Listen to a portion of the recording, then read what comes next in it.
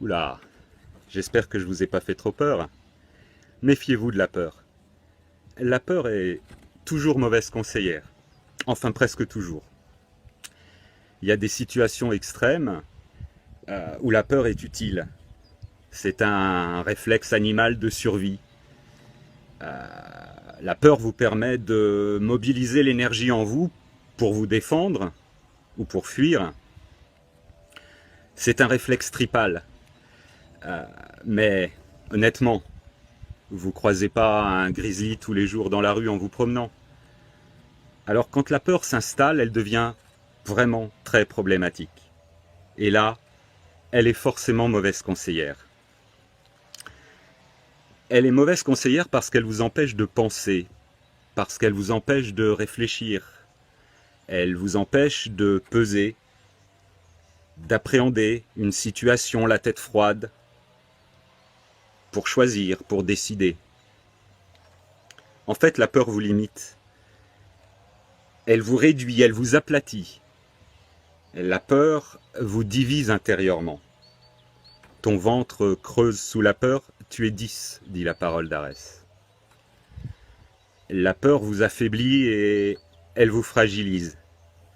En particulier, elle vous fragilise parce qu'elle vous rend manipulable. Elle vous rend soumis. En fait, il suffit de promettre la sécurité, le secours, la protection à un peuple pour le dominer. Celui qui a peur est un esclave potentiel. Et c'est pas pour rien que les pouvoirs dans l'histoire, et regardez l'histoire derrière vous, ont très souvent utilisé, mobilisé la peur pour soumettre les peuples.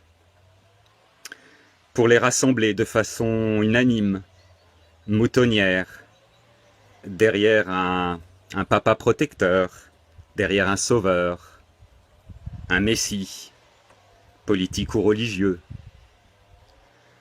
Rien de tel qu'un ennemi effrayant pour faire taire les doutes, les divergences, les révoltes.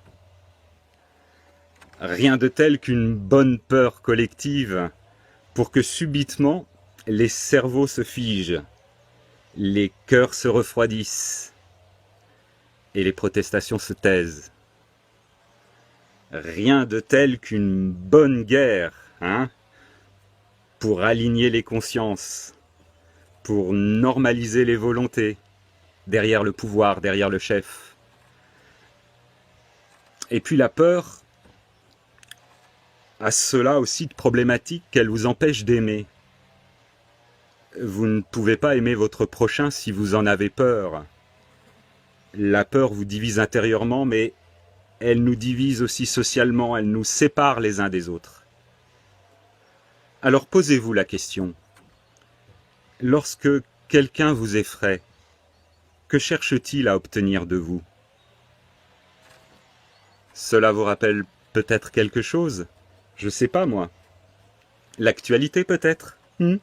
Non. Non, vous vous faites des idées.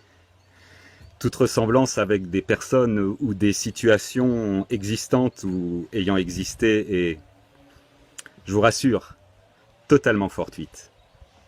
Allez, à la prochaine.